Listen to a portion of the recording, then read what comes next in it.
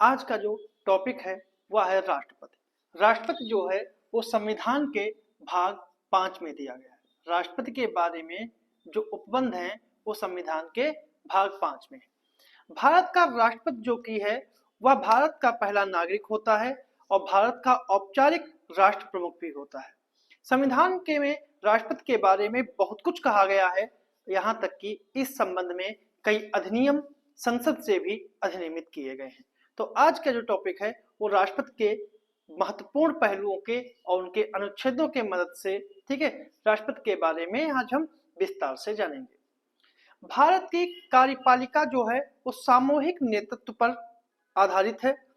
उसमें भी हमने संसदीय व्यवस्था को अपनाया है, जहां प्रधानमंत्री जो होता है वो वास्तविक कार्यपालिका होता है। और इसके साथ ही भारत एक गणतंत्र भी है, यानी कि सर्वोच्च नागरिक पद पर चुना हुआ व्यक्ति होता है, ना ही किसी विशेष वंश या फिर कोई व्यक्ति इससे जुड़ा हुआ होता है।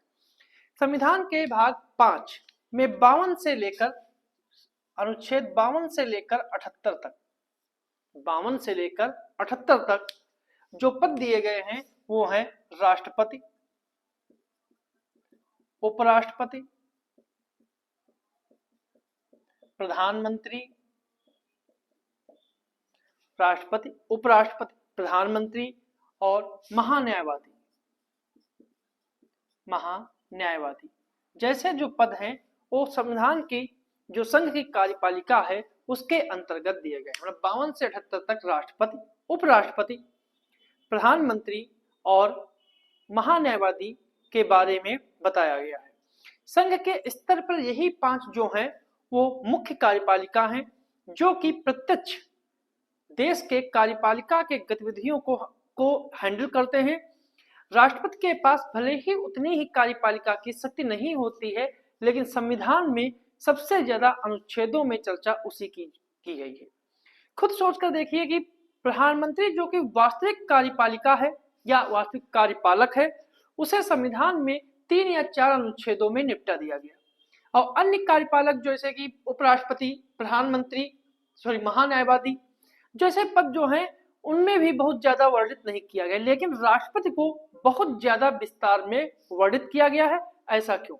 जबकि वो एक वास्तविक कार्यपालिका भी नहीं है। वास्तविक कार्यपालिका जो है वो प्रधानमंत्री को कहते हैं। इसका एक कारण यह हो सकता है कि भारत का जो संवैधानिक प्रमुख जो है वो राष्ट्रपति ही होता है और प्रधानमंत्री राष्ट्रपति के नाम पर ही सभी कार्यपालक जो हैं वो काम करते हैं। दूसरा कारण यह है कि हमने संसदीय व्यवस्था का संघीय चित्र अपनाया है। ऐसे में राष्ट्रपति का पद जो है वो प्रतीक के रूप में होता है, क्योंकि राष्ट्रपति जो है वो के चुनाव में प्रत्यक्ष रूप से जनता की भागीदारी नहीं होती है, लेकिन प्रधानमंत्री के चुनाव में जनता की प्रत्यक्ष भागीदारी होती है। जब 15 अगस्त 1947 को 15 अगस्त 1947 को जब देश आजाद हुआ था और आंशिक रूप से ही सही, लेकिन भारत के पास सत्ता या स्वतंत्रता आ गई थी, लेकिन उस समय राष्ट्रपति नामक कोई भी पद नहीं था। उस समय ब्रिटिश ताज जो है वो जॉर्ज खस्टम के हाथों में था, मतलब जो जॉर्ज 6 थे उनके हाथों में था, और उसी को राजा मानकर या उसके प्रभुत्व के अंतर भारत में गवर्नर जनरल का पद बनाया गया था। यानी जो भारत का गवर्नर जनरल का पद था वो ब्रिटिश जो सम्राट थे जॉर्ज 6 उनके अंदर या उनके प्रभुत्व के अंदर यह पद बनाया गया था। इससे पहले भारत में राष्ट्रपति के समकक्ष वायसराय का पद हुआ करता था और भारत में अंतिम वायसराय जो थे वो लॉर्ड माउंटबेटन थे। गवर्नर जनरल का पद सृजन होने के बाद लॉर्ड माउंटबेटन को ही भारत का पहला गवर्नर जनरल बनाया गया था। 15 अगस्त 1947 से लेकर 21 जून 1948 तक 21 जून 1948 तक लॉर्ड माउंटबेटन जो है वही भारत के पहले गवर्नर जनरल बनाए गए थे और उन्होंने 21 जून 1948 तक कार्य किया। इसके बाद जो है चक्रवर्ती राजगोपालाचारी को पहला और आखिरी व्यक्ति थे, वो पहले भारतीय थे और अंतिम आखिरी व्यक्ति थे जिन्होंने 21 जून 1948 से लेकर 26 जनवरी 1950 तक इन्होंने गवर्नर जनरल के रूप में कार्य किया। गवर्नर जनरल के रूप में किया, क्या नाम है, सी राजगोपालाचारी, जो ये थे, ये भारत के पहले और अंतिम भारतीय व्यक्ति थे जिन्होंने गवर्नर जनरल का पद सुशोभित किया था। भारत का संविधान जो है 26 नवंबर 1949 को अधिनियमित किया गया था और 26 जनवरी 1950 को लागू हुआ। और इसी नए संविधान में जो अनुच्छेद 52 है, अनुच्छेद 52 जो है के तहत राष्ट्रपति के पद का सृजन किया गया था, जिसमें कहा गया है कि भारत का एक राष्ट्रपति होगा। सम्राट और गवर्नर जनरल के कार्यालय को भारत के राष्ट्रपति के नए कार्यालय के रूप में प्रतिस्थापित कर दिया और डॉक्टर राजेंद्र प्रसाद भारत के पहले प्रेसिडेंट बने या भारत के पहले राष्ट्रपति बने। जब डॉक्टर राजेंद्र प्रसाद पहले राष्ट्रपति बने थे तब भारत में पहला आम चुनाव भी नहीं हुआ था, क्योंकि 24 जनवरी 1950 को संविधान सभा की अंतिम बैठक ने डॉक्टर राजेंद्र प्रसाद को राष्ट्रपति चुना था। उस समय भारत में पहला आम चुनाव भी नहीं हुआ था, क्योंकि आम चुनाव जो है वो 1951-52 में हुए थे, इसलिए लोकसभा और राज्यसभा उस समय अस्तित्व में नहीं थी। 1951-52 में जो आम चुनाव के बाद धीरे धीरे लोकसभा और राज्यसभा में सदस्य आने लगे और आम चुनाव होने से पहले जो अंतरिम सरकार काम कर रही थी और जिसने संविधान सभा द्वारा बनाया गया था, उसी ने राष्ट्रपति को चुना था। संविधान 52 के तहत देश के में राष्ट्रपति की व्यवस्था की गई, यानी कि कह सकते हैं राष्ट्रपति का जो पद है वो एक संवैधानिक पद है। राष्ट्रपति का जो पद है वह एक संवैधानिक पद है, ठीक है। और जैसा कि हमने बताया कि राष्ट्रपति जो है वो भारत के इस संसदीय व्यवस्था में एक प्रतीक मात्र है, क्योंकि करने के सारे काम जो है वो प्रधानमंत्री ही करते हैं। और ये बात जो है वो अनुच्छेद 53 में 74 और 75, आर्टिकल 53, 74 और 75, इन 3 आर्टिकलों में यह बताया गया है कि भारत में संसदीय व्यवस्था में जो राष्ट्रपति है वो केवल प्रतीक मात्र है और सारे काम जो है वो प्रधानमंत्री ही करते हैं। अनुच्छेद 53 कहता है कि संघ की कार्यपालिका की शक्ति जो है वो राष्ट्रपति में निहित होगी और वह इस शक्ति का प्रयोग या तो स्वयं या अपने अधीनस्थ अधिकारियों के द्वारा करेगा। बेशक राष्ट्रपति के पास कुछ कार्यपालिका की शक्तियां होती हैं जिनका इस्तेमाल वह स्वयं करते हैं, जैसे और अपने अधीनस्थ के माध्यम से करते हैं, लेकिन वास्तविक बात जो है वो 74 और 75 से पता चलती है, क्योंकि अनुच्छेद 74 कहता है, 74 कहता है कि राष्ट्रपति की सहायता या सलाह के लिए एक मंत्रिपरिषद होगी जिसका अध्यक्ष जो है प्रधानमंत्री होगा, और आमतौर पर राष्ट्रपति जो है उसे मना नहीं कर सकते हैं। तो 74 को देखकर लगता है कि ऐसा लगता है कि मानो राष्ट्रपति ही प्रधानमंत्री के लिए काम करते हैं, और ऐसा होने के पीछे कारण आप 75 में देख सकते हैं। 75 जो है वो कहता है कि मंत्रिपरिषद लोकसभा के प्रति सामूहिक रूप से उत्तरदायी होगी, यानी रिस्पॉन्सिबल होगी, यानी कि मंत्रिपरिषद जो है वो सीधे जनता के प्रति उत्तरदायी होगी, क्योंकि लोकसभा में सभी जनता के प्रतिनिधि ही तो बैठे हैं। मंत्रिपरिषद का अध्यक्ष जो है प्रधानमंत्री होता है, इसलिए हम कह सकते हैं कि प्रधानमंत्री जनता के प्रति उत्तरदायी होता है। अगर प्रधानमंत्री को जनता के प्रति उत्तरदायी बनाया गया है तो राष्ट्रपति तो प्रतीक मात्र ही होगा, इसलिए राष्ट्रपति को सीधे जनता के द्वारा चुना नहीं जाता है बल्कि अप्रत्यक्ष विधि द्वारा चुना जाता है, ताकि राष्ट्रपति को वास्तविक कार्यपालिका बनने से रोका जा सकता है। नहीं तो अगर मान लेते हैं कि राष्ट्रपति का भी चुनाव जनता के द्वारा होता तो प्रधानमंत्री और राष्ट्रपति दोनों में टकराव हो जाता कि कौन सर्वेसर्वा है और कौन सर्वेसर्वा नहीं है। अगर राष्ट्रपति को जनता द्वारा सीधे चुना जाता तो सत्ता संघर्ष में ही आधा कार्यकाल बीत जाता, पर जो भी है संविधान निर्माताओं ने जो सही समझा, राष्ट्रपति को एक मूर्ति बनाकर बैठा दिया, लेकिन एक ऐसी मूर्ति जो कभी कभी हिलती डुलती भी है और बोलती भी है। फिर आते हैं राष्ट्रपति के चुनाव पर कि राष्ट्रपति का चुनाव किस प्रकार होता है, कि राष्ट्रपति का चुनाव कौन करता है और इसका निर्वाचक मंडल कौन है। अगर आर्टिकल 54, 55 और 57 और 58 और साथ में एक 62, इन 5 अनुच्छेदों में हम बात कर सकते हैं कि राष्ट्रपति के चुनाव से संबंधित बातें दी गई हैं। अनुच्छेद 71 भी कह सकते हैं। अनुच्छेद 71 में भी राष्ट्रपति के चुनाव से संबंधित बातें दी गई।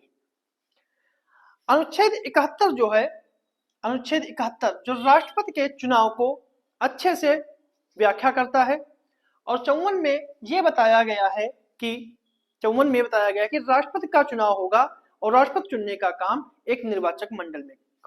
अब निर्वाचक 54 में क्या किया गया है, राष्ट्रपति का निर्वाचन मंडल, कि राष्ट्रपति को कौन चुनेगा।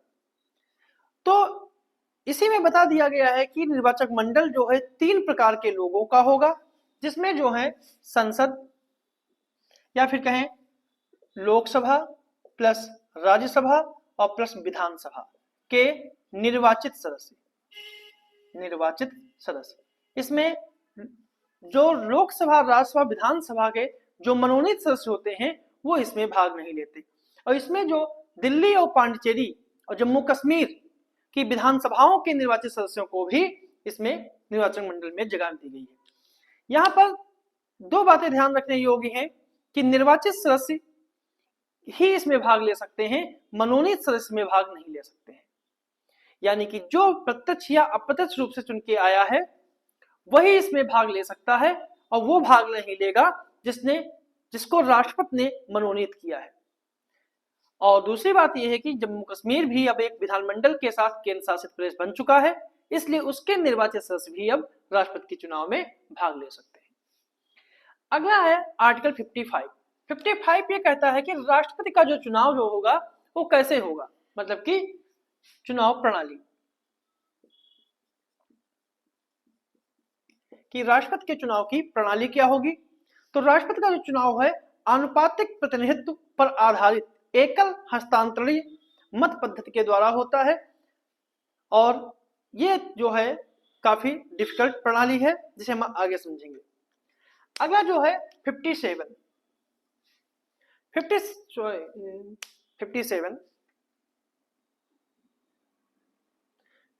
में कहा गया है कि राष्ट्रपति के जो है वो निर्वाचन के लिए कि राष्ट्रपति जो है उसका कितना कार्यकाल हो सकता है, या दोबारा पुनर्निर्वाचन के लिए पात्रता, कि दूसरा कार्यकाल वो ले सकता है या नहीं ले सकता है, या फिर पात्रता उसकी दोबारा चुनाव के लिए होगी या नहीं होगी।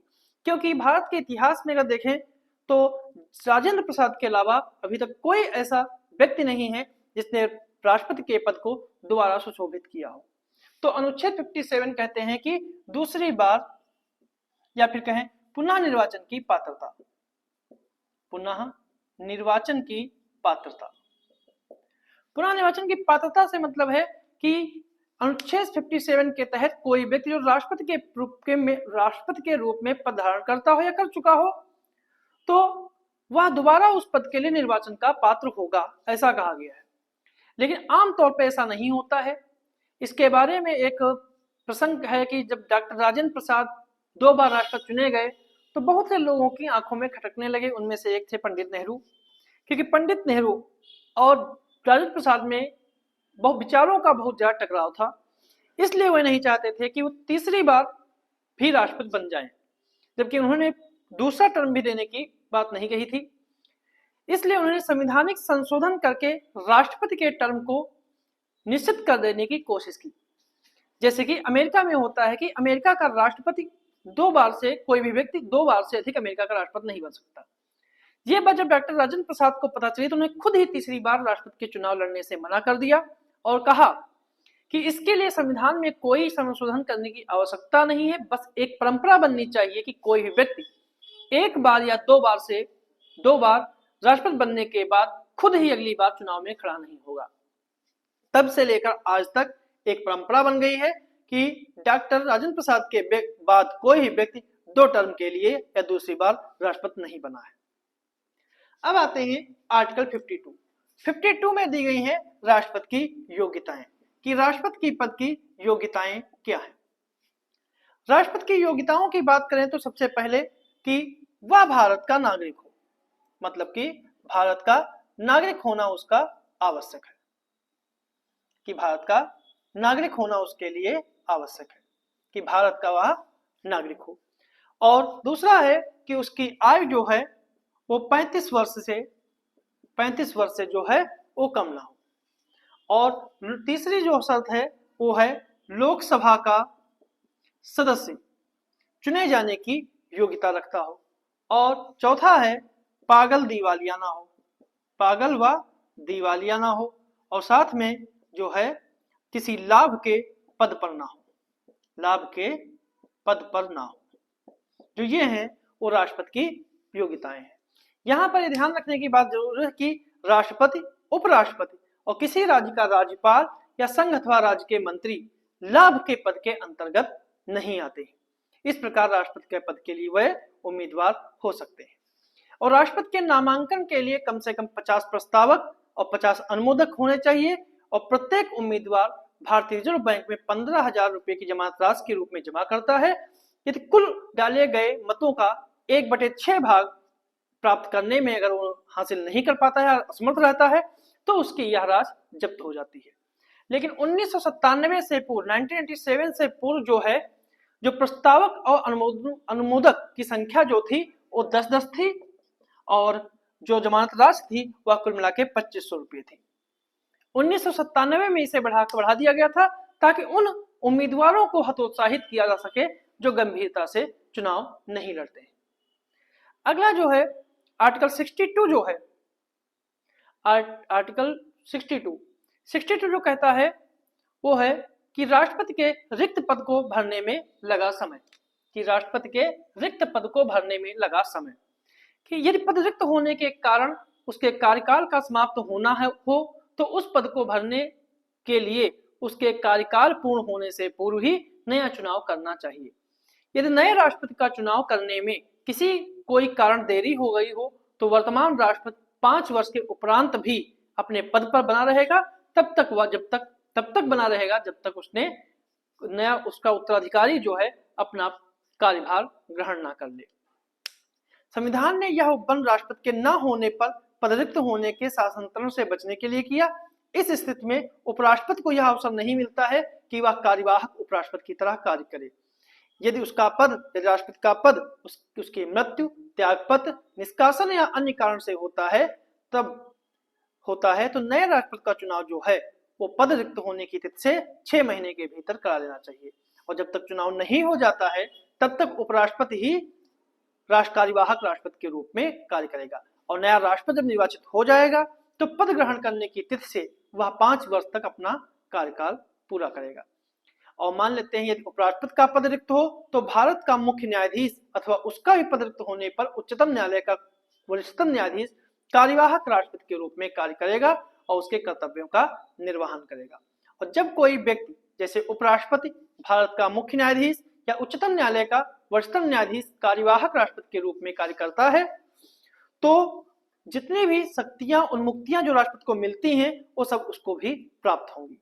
फिर आते हैं आर्टिकल 71 में कहा गया है कि राष्ट्रपति और उपराष्ट्रपति के चुनावों से संबंधित विवाद, कि अगर राष्ट्रपति उपराष्ट्रपति के चुनाव में कोई विवाद उत्पन्न हो जाता है तो क्या किया जाएगा। जैसे कि एक विवाद है कि मार्च 1974 में जब गुजरात की सरकार गिर गई थी लेकिन इसके बावजूद भी राष्ट्रपति का चुनाव कराया गया था, तो सवाल यह उठा था कि जब एक राज्य का विधानमंडल सदस्य नहीं है तो राष्ट्रपति का चुनाव कैसे हो सकता है। बाद में सुप्रीम कोर्ट ने कहा कि भले ही किसी राज्य का विधानमंडल भंग हो या फिर किसी सांसद की मृत्यु या हो जाए, चुनाव होके रहेगा, क्योंकि अनुच्छेद 62 में लिखा है पुराने राष्ट्रपति का पद छोड़ने से पहले नए राष्ट्रपति का चुनाव हो जाना चाहिए। यही बात अनुच्छेद 71 में भी लिख दी गई है, कुछ भी हो जाए राष्ट्रपति का चुनाव तो होकर रहेगा। इस तरह जितने भी विवाद हैं उसका हल इसी में मिल जाएगा।